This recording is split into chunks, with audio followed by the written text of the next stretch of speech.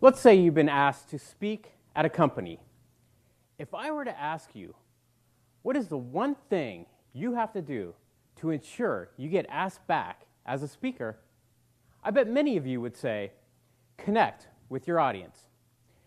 In the next few minutes, I will demonstrate how you can use social media to research your audience and then build a rapport with that audience. Now, there are many social media channels, but for this presentation, I'm only going to focus on two, LinkedIn and Twitter. So how do you use social media to research your audience? Before I get into that, let's go back a little ways and look at how we used to research your audience. In fact, some of you might even still be doing this.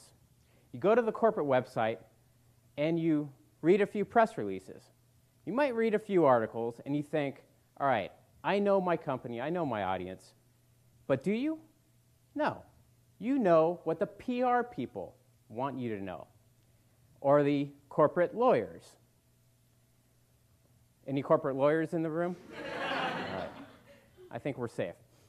So the new school way of researching your audience is to read their tweets. Twitter is an gossip-rich, unfiltered news stream into the cubicles of a company. It's a window into the corporate culture of a company. So a good friend of mine named Manuel Villacorta, who runs the Eating Free weight system, was going to speak at a company that he knew very little about.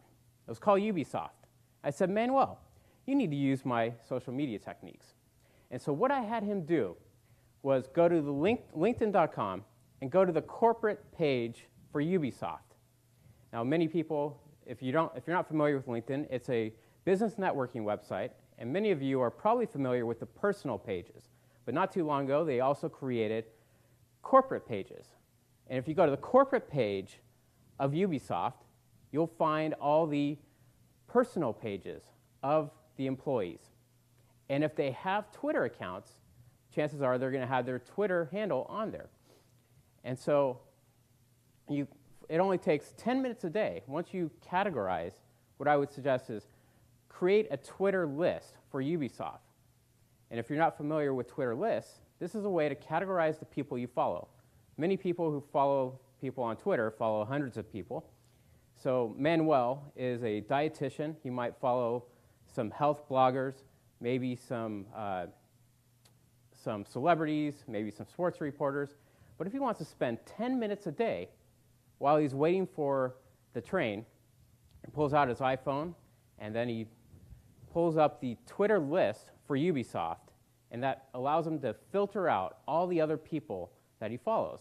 10 minutes, and you can see what the Ubisoft employees are talking about. Manuel was also going to speak at Twitter. I said, perfect. You can use Twitter to research Twitter. So Manuel did exactly that. And what did he find out? He found out that he was going to follow another famous speaker. Astronaut Buzz Aldrin spoke at Twitter. And so by reading these tweets, he learned what people were saying about the previous speaker. In fact, one person tweeted that, met Buzz Aldrin today, cross that off my bucket list.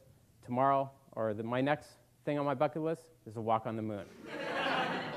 This was back in April or May, right after the NBA championship. And the CFO of Twitter was a huge Dallas Mavericks fan, the team that won the NBA championship. And so the CEO tweeted, now that the NBA championship is over and Dallas Mavericks are the champs, I think it's a good time to submit my expense report. Years ago, before Twitter and before Facebook and all the social media, comedian Chris Rock used to fly into a town that he knew very little about. And so to build his rapport with the audience, he would ask a taxi driver about a famous or a popular bar in town. And then he would sprinkle his presentation with references to that bar. And then people would think, wow, when Chris Rock is in town, he hangs out at my favorite bar. But now you don't have to get in a cab to research your Ubisoft. You just go to Twitter and read their tweets.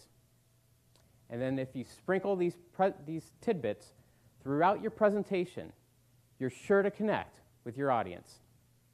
And when you get your surveys back from the audience about what they liked and disliked about your presentation, you're sure to be satisfied with the answers, especially to the question, would you refer this speaker to others?